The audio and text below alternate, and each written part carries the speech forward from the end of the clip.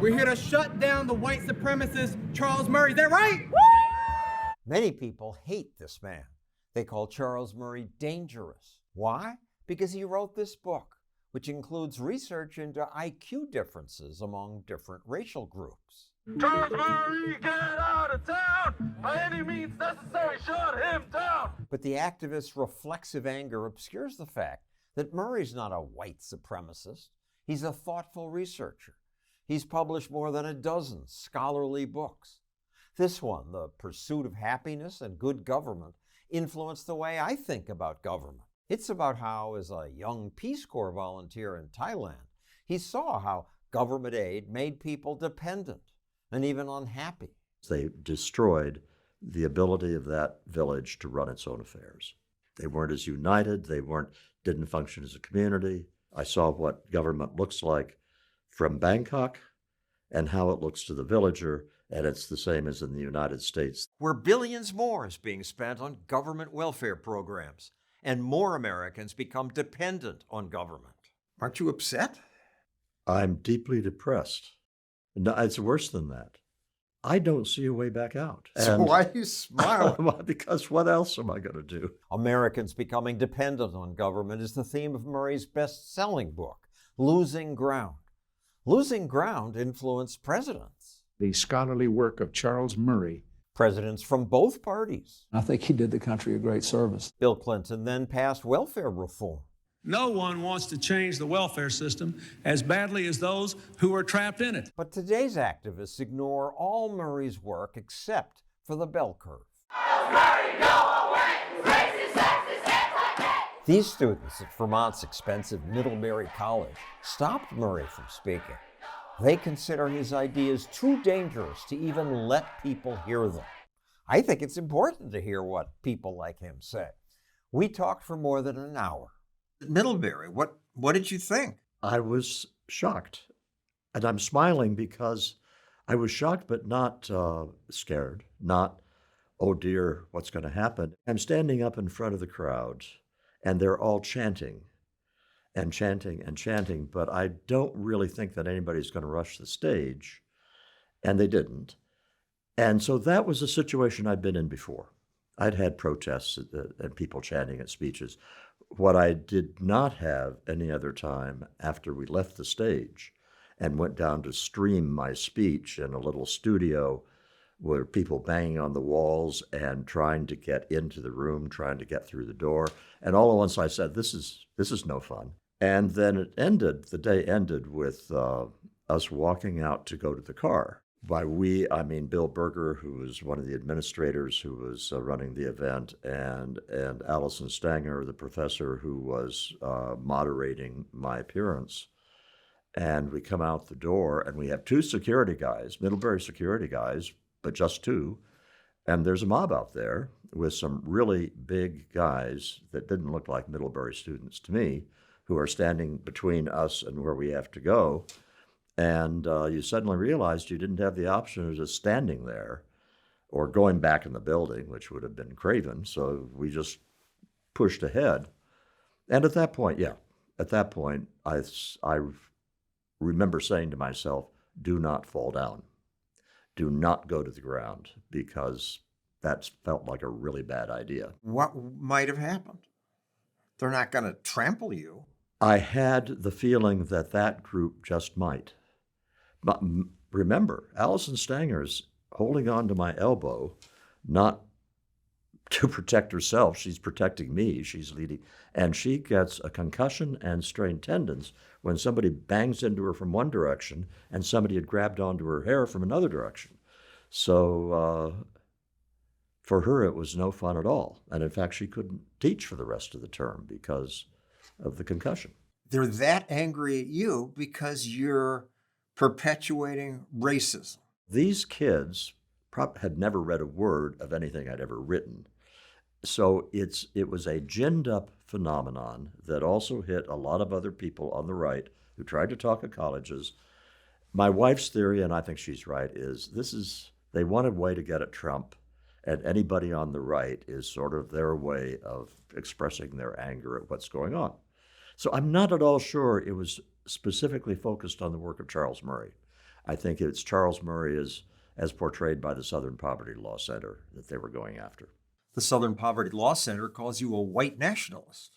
Yeah, they call almost anybody a white nationalist who they don't like. That outfit is so sleazy. You say white men are intellectually, psychologically, and morally superior. I've never said that.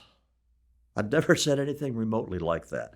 And once I had what I called editing my Southern Poverty Law Center material, and I went through and I copy edited it all, and with comments about, you really got to take out this because I never said it. Or in other cases, they have a quote, and I say, well, yeah, that quote I said, but here are the next 3 sentences you left out. Of course, nobody ever really reads that kind of thing. I put it on the AEI website.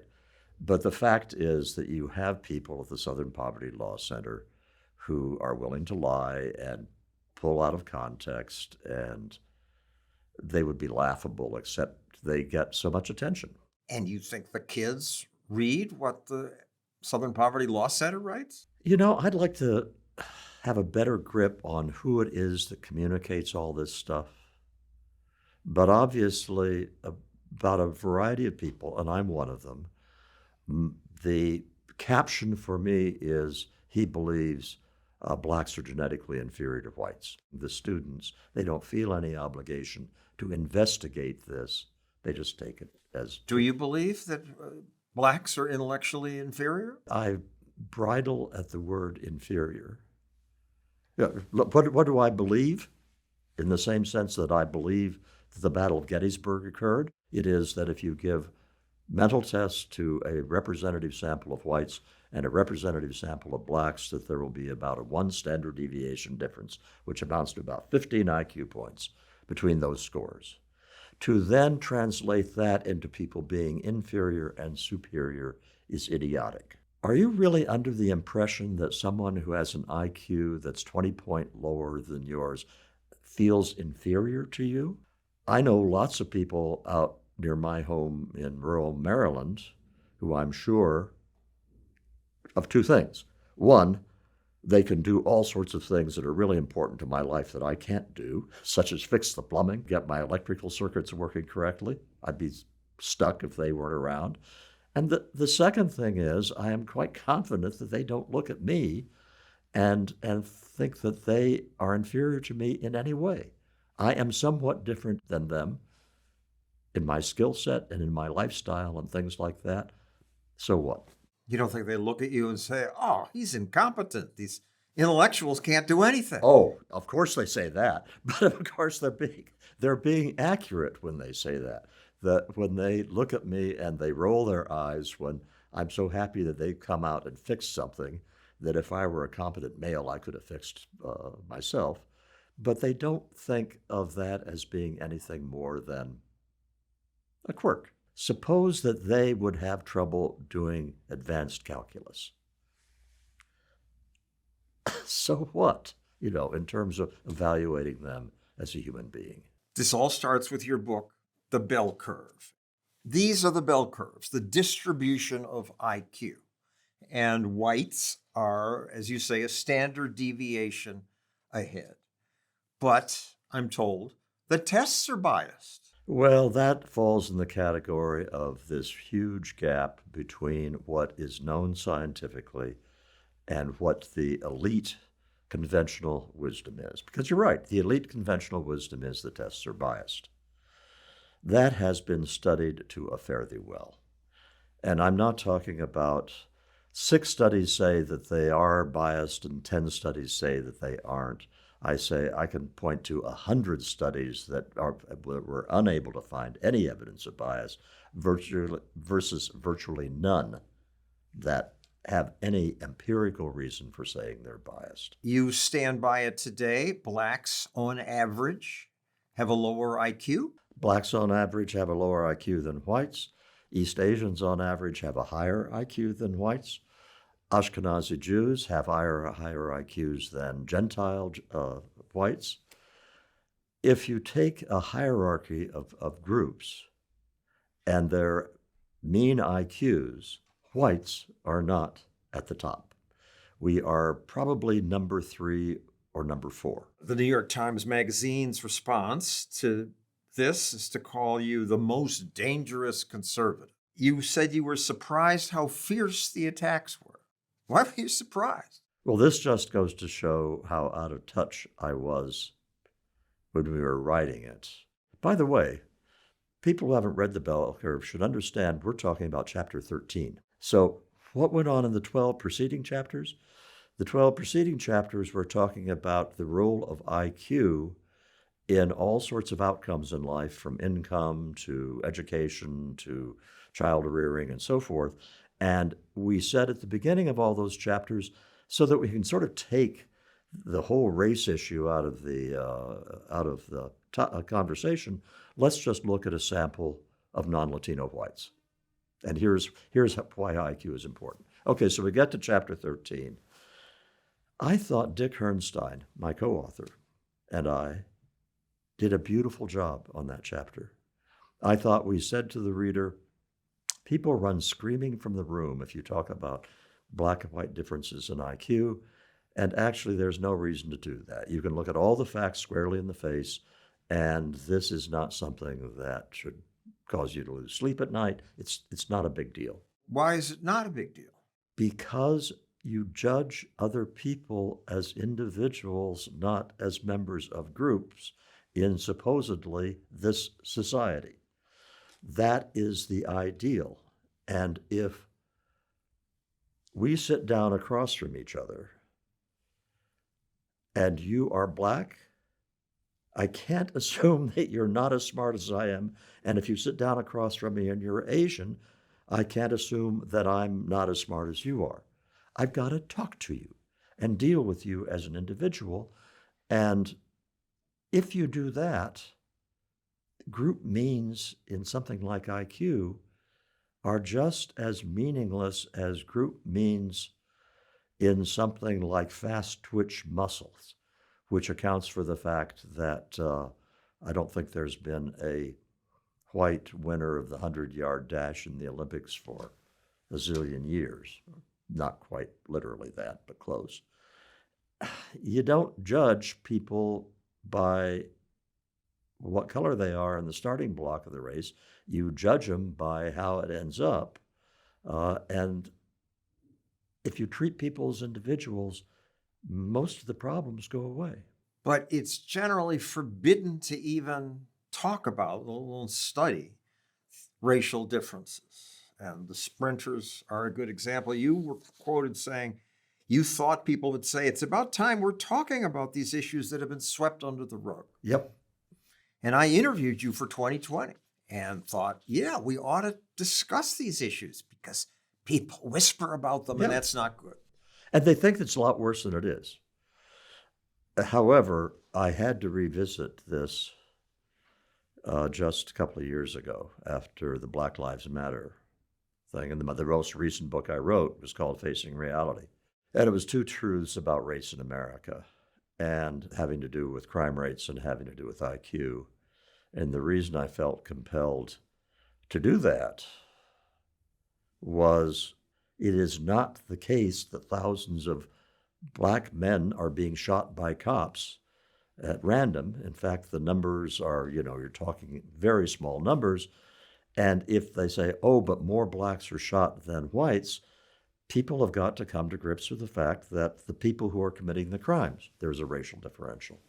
So this is a case where group outcomes did become important, not because people like me were saying something, but because Microsoft executives and the Black Lives Matter people and the evening news. Here's another problem impacting black people and other people of color: systemic racism. And everybody else was saying things about racism in this society on the basis of evidence that simply ignored these group differences in IQ and in crime rates. And so I figured I did not have the option of sitting back and not writing anything. Facing Reality does not have a dedication. It does not have any acknowledgments.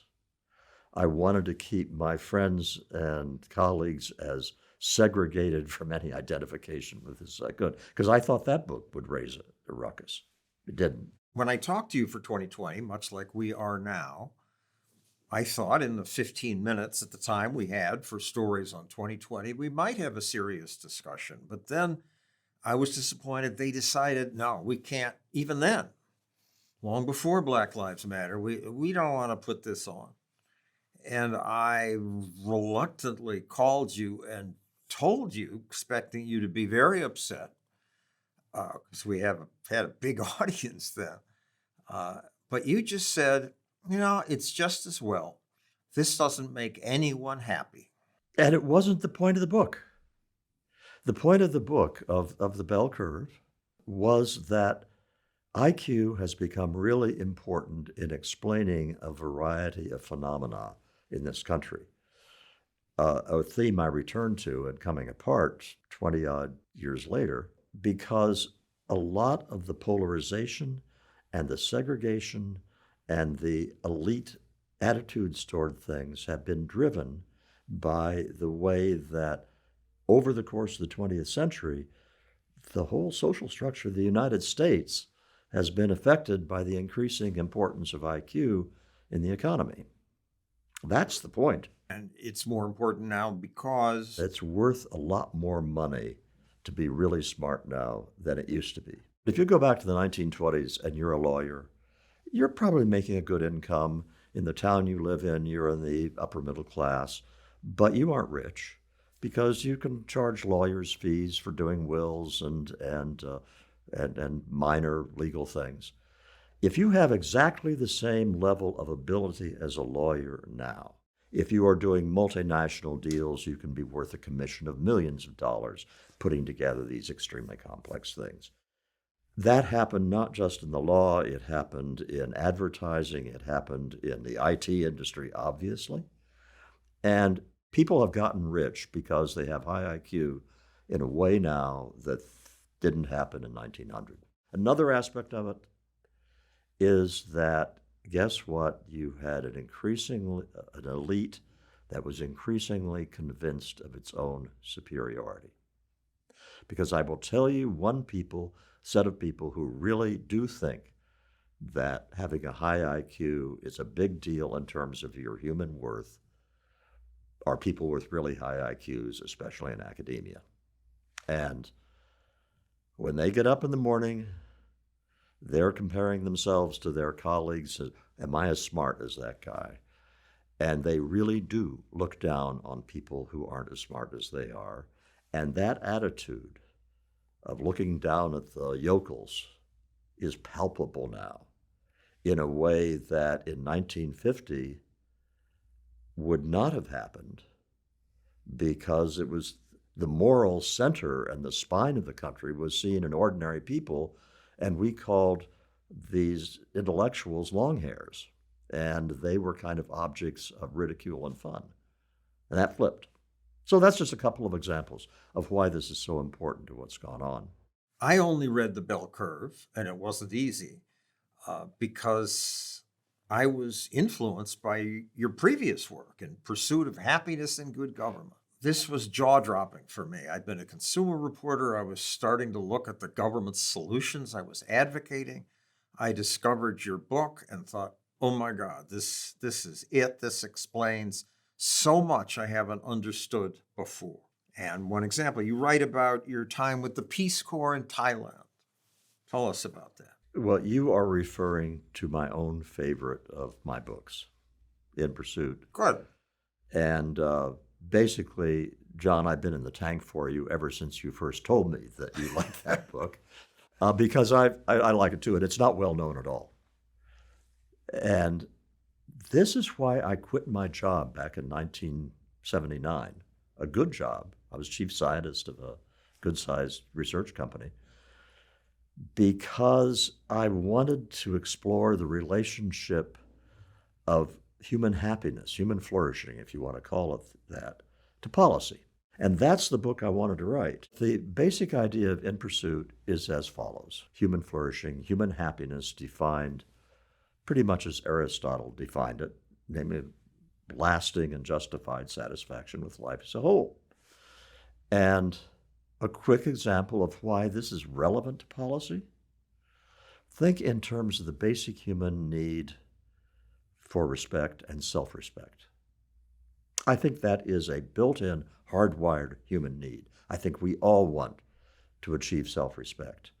If you are a guy who is not the smartest guy in the world, but you work hard at a manual job and you make money that supports a wife and children, puts food on the table and a roof over their head, historically in the United States of America, you had standing within your community that was equal to everybody else. You were being a good American, taking care of yourself, taking care of your family, even though you weren't making a lot of money. Suppose we have a social policy which has the following results. It gives that guy more money, but he also doesn't work for it. He just gets it. What does this do to his self-respect? What does this do to his place in the community? Well, if he continues to support a wife and child at his manual job, it shouldn't do anything to it. But in fact, it does. Because he's less likely to do that. Why am I doing this boring job if I don't have to? So you have something that is seen usually as a good thing. We increase the money going to low-income people. And I'm saying that's not good enough. You've got to analyze how social policy is affecting the ability of people to live satisfying, meaningful lives. And In Pursuit was the result. And you cite that Aristotle said the route to happiness was pushing hard to achieve goals and struggling. He said you ought to live a life of activity in accord with virtue. And by that I mean it's not enough to feel good.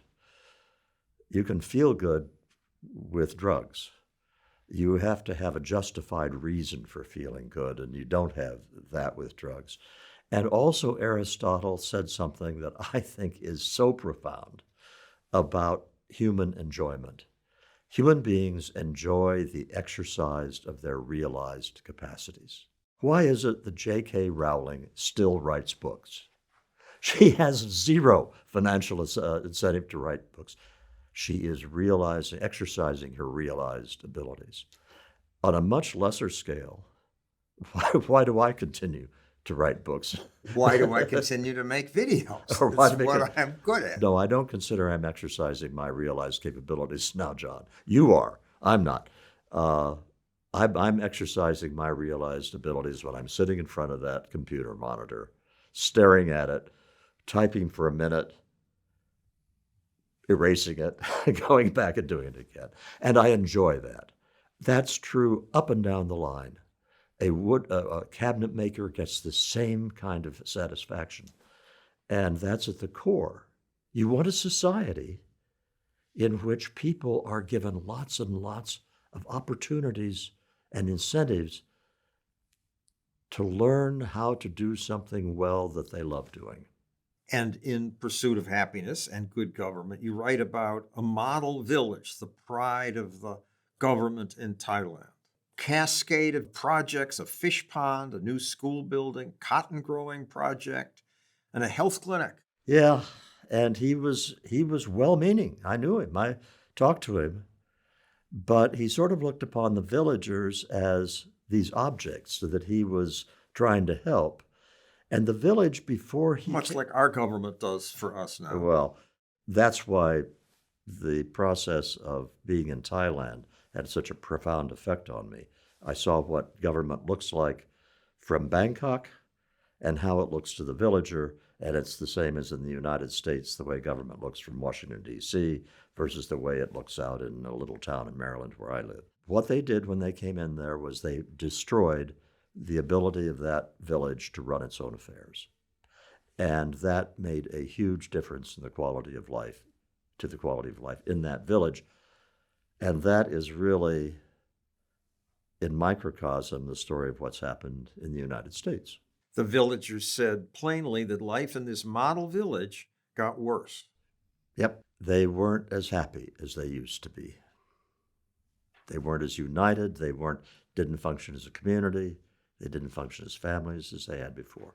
The book that made you famous and was a big bestseller came before these other books, Losing Ground, which meant what it says. People who were being helped by the government were losing ground. Explain. When I quit my job, I was not a right-wing ideologue. But at that time, I did not have a coherent political philosophy. I'd voted for Ronald Reagan. We're talking about 1981. And I had a sympathy for a lot of libertarian ideas, but I didn't think of myself as a libertarian. I'd voted for Jimmy Carter in 1976, for heaven's sakes. That's how incoherent my political views were. But there was only one thing I was convinced of after my years of evaluating social programs at this research company, and that was these programs didn't work, and that they had made things worse. They had changed the lives of poor young people, and especially Black poor young people, in ways that tempted them to do things in the short term that were disastrous in the long term. And so I wanted to write a book which talked about these perverse incentives and described them and used lots of data without any interpretation. Just here's what things looked like from 1950 to 1980, and look at the way they've gotten worse. And then I came to the chapters where I had to say what I wanted to do about it. And it was in the course of writing those chapters that I kept finding myself saying, there are constraints on what outsiders can do that really make it difficult to get the incentives right.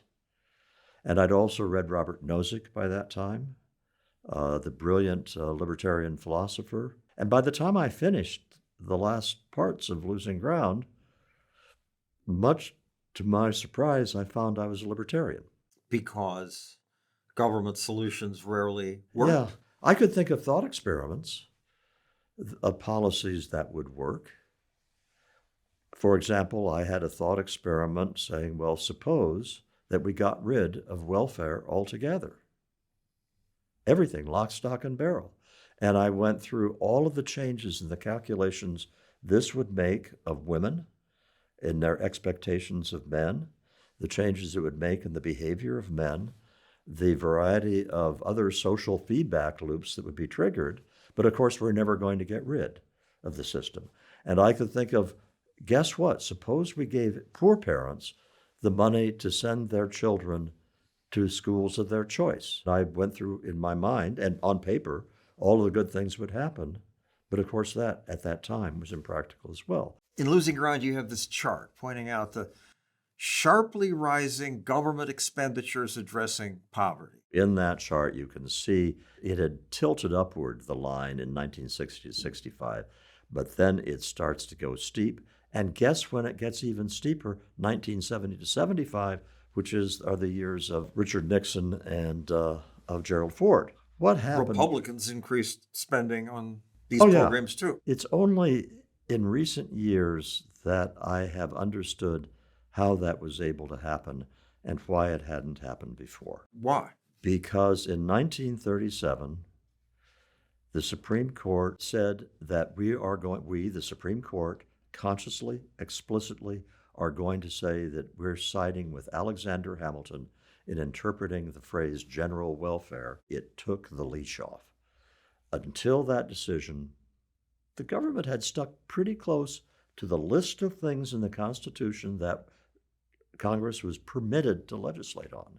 And that one decision said, no, as long as it has some relationship to the general welfare, it's okay. It didn't make that much difference in the 40s and 50s because the power to do that stuff had been given to them by the court, but they hadn't acted on it much. Lyndon Johnson comes to office after the assassination. Lyndon Johnson, filled with ambition, not filled with scruples, with legislative majorities in both houses of Congress, and he takes that potential power to expand the rule of government that had been there for 20 years and acts on it. And young me said, good. I have two parents. They're educated. They had me read. I have advantages. Other people don't have those advantages. It's time that government, under wise planners, step in and help the disadvantaged. That's the way I felt about it during the same period. It's hard to realize how naive we were about how public policy works at that time. We had very large job training programs, some of them multi-billion. People made $1.12 more per week who had job training than people who didn't. You're talking about minuscule effects. The same disillusionment took a while to set in, but by the early 1970s, those who evaluated social programs on contract to the government, and that was my job during the 1970s, we knew there were no success stories. So all of these things that sounded so great on paper were not working. And guess what? That thing called labor force participation, which means that you are available to work, either you're working or else you're looking for work. For males, up until 1960, that had been close to 100%. It had been about 95% of males. And basically that means all males were able-bodied. That started to drop. And it started to drop not among affluent men, it started to drop among poor men. Which gets to the title of your book. It wasn't just that the programs didn't work. Worse than that. People were losing ground. Losing ground. The same thing happened with crime. In the mid-1960s, all of the intellectual firepower was saying that punishment is a stupid way of dealing with crime, that putting people into prison only makes them into worse criminals, and therefore we will reduce the use of prisons and we will increase the use of community solutions and probation and so forth. It all sounded very nice on paper, and crime started to go through the roof. Now here's the graph from losing ground. Yep, violent crime and property crime. That graph starts in 1950. Look at 1950 to 1963. It's virtually flat and low. So you had both low crime, but also among those people who did commit crimes, you had high rates in which they were caught. And of those who were caught, you had high rates of those who went to prison. Then you reduced the risk of going to prison. You reduced the risk of getting caught. In other words, you made it so that crime did pay. And look what happens. This is not rocket science. After your book was published. Yes, and so there, that peak of that one, that's again violent crime rate, is in the early 1990s, and look at what happened and the way that it went down. I would say that mass incarceration had a lot to do with it, because once you get arrested 2 or 3 or 4 times, the odds that you will continue to get arrested are high. There is a small part of the population, 5 to 7% of all those who are ever arrested, who commit an incredibly large proportion of all the crime. And in the mass incarceration, we took an awful lot of those, and I will say men, because they were overwhelmingly men. We took them off the streets. And forget about deterrence effect, forget about any other things that prevented crime among people who were still not in jail. The people who were in jail were not committing crimes. They were incapacitated. You also started in the early 1990s what's called broken windows policing. And that means that if you jump the turnstiles in New York City subways, they start to arrest you. But let's explain it. It's the broken windows theory, which is that if you see a building with a broken window, you might break other windows. You think it's okay. This was a famous political scientist named James Q. Wilson, and he observed that if one window is broken and it's not fixed, in a matter of weeks, all the windows will be broken, because nobody cares. I understand the subways in New York City are not as pleasant to go on now as they were 15 years ago. You've probably seen people going in through the slam gates, hopping over the turnstiles. That because you are not arresting the turnstile jumpers anymore, you aren't arresting people for lots of things anymore that you did during the 1990s and the first decade of the 2000s. And lo and behold, these are transmogrifying into more serious crimes, and they're also creating an atmosphere of danger and just a sordid atmosphere in the places that are covered with graffiti and show other evidence of nobody caring. But America was cruel. America locks up a higher percentage of our people than almost any other country, mostly minorities. That's not right. If they are in jail for possession of a few too many ounces of marijuana and they've got a 20-year prison sentence, you can say, well, that's stupid. But that's also not the way it usually works, so that you have a person who is putatively in prison for a drug offense.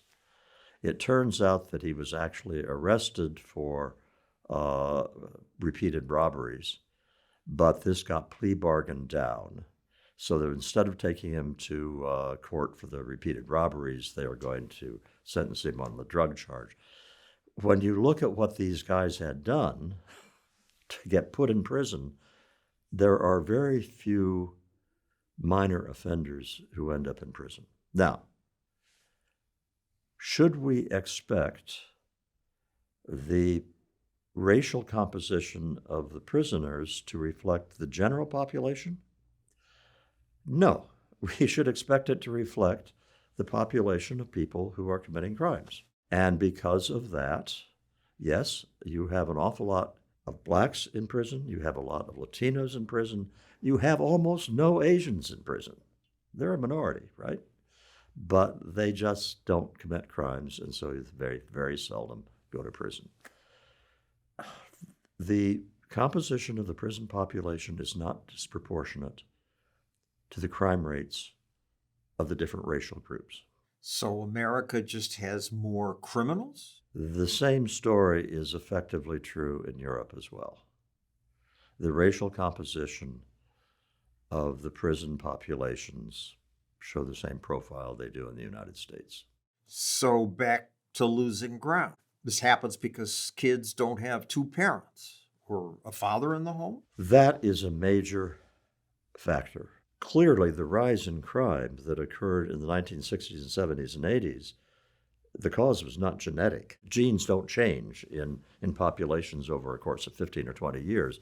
It was a change in the environment. Let me turn to a kind of statement which is people will jump on you for making, which is kids need dads. And dads serve a couple of functions. One is that little boys latch on to role models.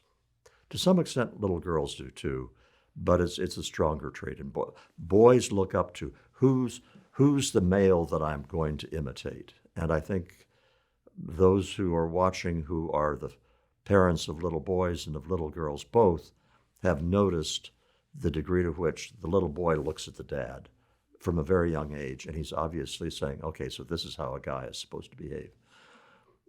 If that male is not in the home, what's the role model that adolescent boys choose? The toughest, strongest adolescent boy in their group. A worse role model than which it is hard to imagine. So you have an interaction of social policy that affects the formation of families, that also has impacts down the road in the proportion of males growing up in single-parent families who end up in jail. So the welfare system, meant to help these families, said, we'll give you money if you're in need. But if you had a married man in the home who worked, you'd lose money. Yeah. Hence, again, losing ground. And let's look at the history. Your book was written a number of years ago. Since then, spending has only gone up. And it's interesting that Ronald Reagan supposedly slashed welfare in 81. And there was a little drop briefly. And then slower growth, but then it goes back, shooting back up again. And then there was welfare reform in 96, the end of welfare. Yep. And it flattens again for a year or two. Flattens a little bit. The demand constantly grows, and nobody has any incentives to say no. There's a program for physical disability payments that technically ought to be a wonderful program to have, because suppose a guy who's a manual worker is physically disabled, cannot work through an accident or something. This seems a reasonable thing to do as a government, and it is. if you administer it carefully. But in an era when medicine has been getting better and better, when prostheses and other kinds of things we didn't have available have been improving enormously, the proportion of males who are physically disabled and unable to work has risen dramatically. Now tell me how that is. And the answer, how it is the administration of the program, which is in effect saying to guys, if you can get the right doctor to assign the right certificates, you can have an income stream for the rest of your life. And you're a sucker if you don't take this free stuff. And if you are insisting on hobbling to work, even though technically you perhaps are disabled, you're a chump. Do you see what you write in government policy? Reagan cited you and he talked about welfare reform. I raised some of the questions discussed by the scholarly work of Charles Murray. So he didn't really do much. Well, Bill Clinton on NBC News before the bell curve came out. And made you forbidden. Referred to my op-ed about the coming white underclass. And he said, Charles and I have disagreed about many things, as if we'd had these bull sessions at a college dorm. But I think he's done the country a service with this. Yeah, I read Charles Murray's latest article on this, and I think he did the country a great service. I mean, he and I often have disagreed, but I think his analysis is essentially right. So I saw that, and then I saw this Welfare Reform Act of 1996, which lots of people very generously said was a product of losing ground. But I looked at that Welfare Reform Act and said, is it better than nothing? Yeah. Is it going to make a big difference in the kinds of outcomes I'm most worried about? I don't see how it will. So the answer to your question is, I'll tell you cases where I've become really happy because I've seen that my writing has had effects. I was at Harvard some years ago, and with the student groups there, after Coming Apart had been published, and I found that the dinner we were having for the students was being attended by the couple that had financed my visit to Harvard. And so I went over to thank them. And they said, yes, we're big fans. In fact, we read Coming Apart. And so we moved from Greenwich, Connecticut, the famously wealthy upper class, to a little rural town in Connecticut because you said that this is what you ought to do. And part of me at that point said, it's only a book, But then they said, and we love it. And it had changed their lives, and they had richer lives. I take a lot more satisfaction out of that than I do about getting credit for the 1996 welfare reform, because it's more concrete. So on a retail level, has my writing, I think, done some good for some people? Yes, it has. On a national level, nah. Here's a graph we made up at Stossel TV, the poverty rate. And it shows that Americans were lifting themselves out of poverty before welfare began, year after year, thousands and thousands of people. Then checks started coming and the poverty rate dropped even more for 6 or 7 years. But since then, progress has stopped. It's gone up and down. Yeah. If you get, that starts in 1959. We have now reconstructed poverty data going back to the end of World War II, when almost half of the population was below the poverty line. So we had an incredible success in the war on poverty from the end of World War II to the late 1960s. By not having welfare programs. Yeah. So with this graph, I have colleagues who will rightly point out that the poverty numbers don't include in-kind benefits, non-cash benefits. And if you add those in, there has been more progress. And I would say, yeah, but suppose instead of using this measure of the poverty rate, what percentage of the population are making on their own the income that keeps them above the poverty line? And then you would see not only that flat trend line that you just showed, you would see the proportion who are not making enough money to stay above poverty. But why even ask that question? Why is it important that they make it on their own? And there's where we go back to self-respect again. Here's where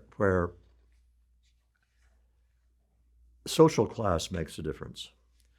If you are in a family where you are a PhD who only makes a professor's salary, and you have a wife who works as an executive at Google, and your take-home pay is $95,000 a year and hers is $1.5 million, I think the professor friend, I actually know a couple that's pretty much in that situation. I don't think he has any problems with self-esteem. He's doing his job. He's a fulfilling job and the rest of that. And the fact that his wife is making a fortune is nice. It doesn't bother him. But if you are talking about lower income groups, it's really important that the guy have made the money if he's to feel any self-respect. And he's not making that up. If you are a male who is able-bodied and you are not working, what's the point of your life? Go enjoy life. And that is why we are back at the nature of happiness and human flourishing. And happiness is not a good bowl of popcorn. Happiness is not good sex. Happiness is not any momentary pleasure. Happiness is a sense of getting to 70, a mere child by my standards at this point, but getting to 70 and saying to yourself, I can be satisfied with who I have been and what I have done. And if what you have done with your life is sort of while it away with amusements, I think you have a real hard time saying to yourself, I've spent a life well lived. And in your book, Coming Apart, you argue that America's dividing into those of us who went to college and got married, and the divide and versus those who don't, and the divide keeps getting bigger. The mistake I made in Coming Apart was I looked at the white working class. That book was exclusively about non-Latino whites. Again, to take the racial problems out of the equation. And I thought that the white working class was getting so demoralized that they would not be a political force. And what I missed was the degree to which they were getting angry. And that surfaced in 2016, big time. Why don't you turn your camera? Show them how many people come to these rallies. Turn them. Go ahead, turn them. Go ahead. And it has proved ever since to be an extraordinarily powerful thing. There is a sense out there. 2016, meaning with the election of Donald Trump, yeah. There is, I think, an enormous sense that demoralization is part of it, but also a real sense that we're no longer living in a country that gives me the respect I deserve, that gives me the chances I deserve. And that explains a lot of the energy behind the election of Donald Trump then. And it has been fueled by the increasingly obvious, open, unapologetic disdain of the people who live in flyover country, of the rednecks. Rednecks is the only ethnic slur you can use these days and get away with. You know, this really is the only one.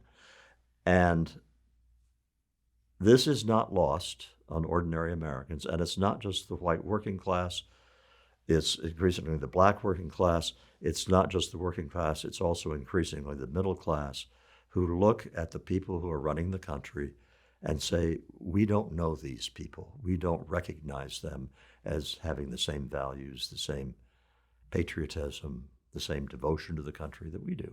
You criticize the upper class for supporting welfare, help the poor, but culturally abandoning people. They've abdicated their role as stewards of the culture, celebrating marriage, community, productive work, the fulfillment that people of faith derive.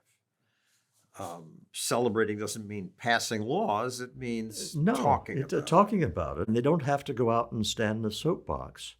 But if you are in a happy marriage with children and it has been a source of great satisfaction, don't go out there and say, oh, but all families are equal in terms of their functioning and so forth.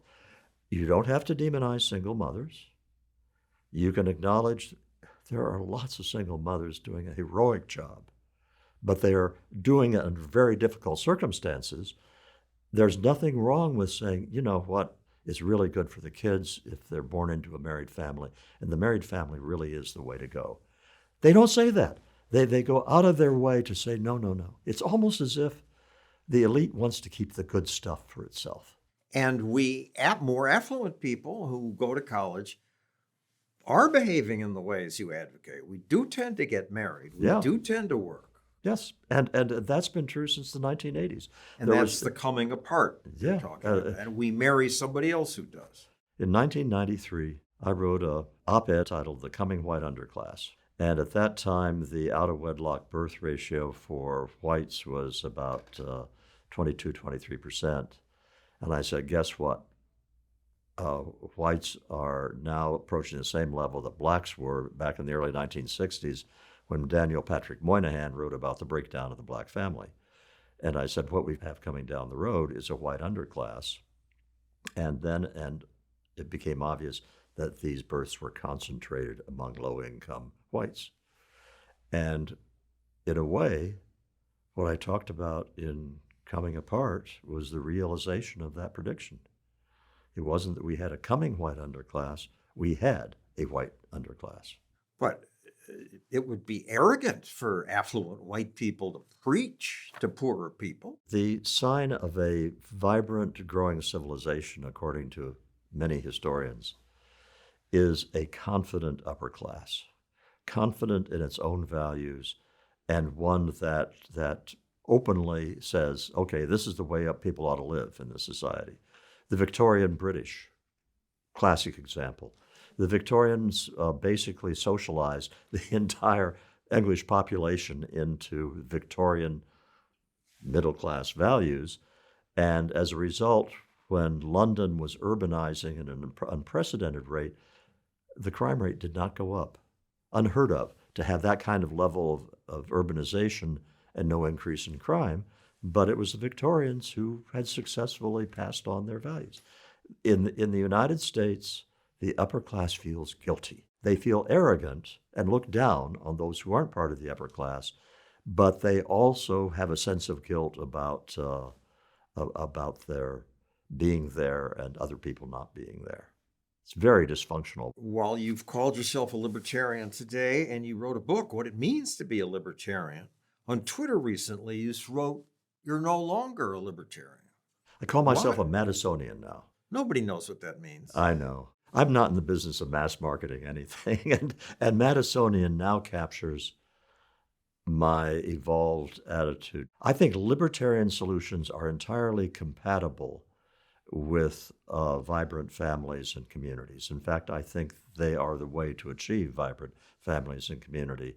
But I'm also much more attuned to the importance of virtue in the people than I used to be.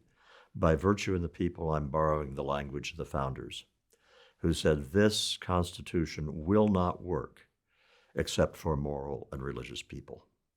And my earlier libertarianism said that if you had a libertarian society, that in a way that would take care of itself because behaving in virtuous ways would be rewarded. Well, I think it's also important to have a culture that openly values the traditional virtues. And I think also a religious culture gives you a huge leg up in that. And by the way, in that regard, the founders were not doctrinaire Christians. Jefferson was a deist. Some of the other founders were, we don't know how orthodox they were in their Christianity, but they were unanimous in saying that the role of religion in enabling a free society was huge. We libertarians tend not to say that. No, and the founders did. Madison did, very emphatically. I'm increasingly impressed as I've gotten older how brilliant the Constitution was. Yeah, they should have gotten rid of slavery. That was the tragic flaw that was bound to come back and pull us down. But the Constitution otherwise really worked for a century and a half in ways that were wonderful to behold. So, Madisonian, that's what I am. And part of that is the forbidden words today. Western culture? Yeah. And what does Western culture mean? And why is it forbidden to say that today? That that's what you need to make a society work well for its people. The world has had 3 or 4 great civilizations, but the 2 that stand out are and apologies to my South Asian friends, but I would say China and the West. And in these 2 cases, you had civilizations that developed fully realized cultures and ethics and economies, and they had different strengths, but they both had magnificent strengths. We are inheritors of the West. We in the United States. It was founded by Brits, basically, the British peoples, and then it's expanded into Europe, and we've more recently had immigrants from other parts of the world. But the culture here is grounded in Western culture. And why people don't recognize now the great achievements of that culture mystifies me. Did Western countries do bad things ever? Yes. Did they have wars? Yes, they did that. Did they colonize country? Yeah, they did all those things. And those have to be considered. But art, literature, science, health, towering achievements. We should be proud of them. It seems like a lot of what you write about, human achievement, you've just lost now amidst the trend toward equity. Aren't you upset? I'm deeply depressed. No, it's worse than that. I don't see a way back out. We are looking not just now at a failure to elect a person on the right. We now do not have a right that I can recognize at all. I got along fine with traditional conservatives, with Bill Buckley and with the neocons, Irving Kristol and so forth. I had disagreements, but you had common ground as well with me as a libertarian. And also for a long time, it seemed to me that libertarian views were gaining ground. You and I, if I may speak for you, we are alone in the world now. What is the organized group that wants to have limited government return? It's certainly not the Trump people, not the MAGA people. They are talking about big government being just fine as long as the kind of big government that works for us. Who these days is talking about we really ought to do something about the deficit? That you have a few lone voices, you don't have any. The things we believe in, because we have extremely similar beliefs, John. We have watched on our own lifetime our hopes and dreams turn to smoldering ruins. So why are you smiling? Because what else am I going to do? It's depressing doesn't begin to capture it. And in a way, talk about feeling that maybe your life hasn't been lived as fruitfully as you would like. It's so bad in terms of my hopes for this country. I don't see how you energize a new generation to recover that.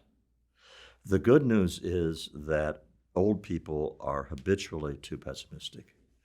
And so let's say that I cannot foresee how you turn this around, but here I will hearken back to the religious Great Awakenings that the United States has had 3 of, 4 depending on which historian you read, but that came out of nowhere. And in the early 19th century, it resulted in a reduction of alcohol consumption, which had been incredible, to very low levels in a matter of a couple of years. And in other ways, you've had enormous impacts of Great Awakenings. It's not impossible that there will be a civic Great Awakening, reawakening of some sort. By reduction in alcohol consumption, you're not talking prohibition. No, I'm talking in the early 19th century. Americans drank enormous amounts of whiskey. And as part of the religious Great Awakening, you had the temperance movement, and the empirical record about the per capita consumption of alcohol in the early 19th century was that it dropped like a rock. This country has proved itself in the past to be able to spin on a dime. I simply don't see how that happens this time, and I do see lots of signs of a civilization in decay. But you're an old man. As you said, old people are pessimistic. Yep. And I'm perfectly willing for other people to say that to me and to say, you're right, go out there and fight the good fight. Thank you, Charles Murray. It's been a pleasure. I'm not used to doing these longer interviews. All my career, I've shortened things down to short packages. But now some of you, I'm told, want longer interviews. If there's somebody you think I should give more time to, let us know in the comments.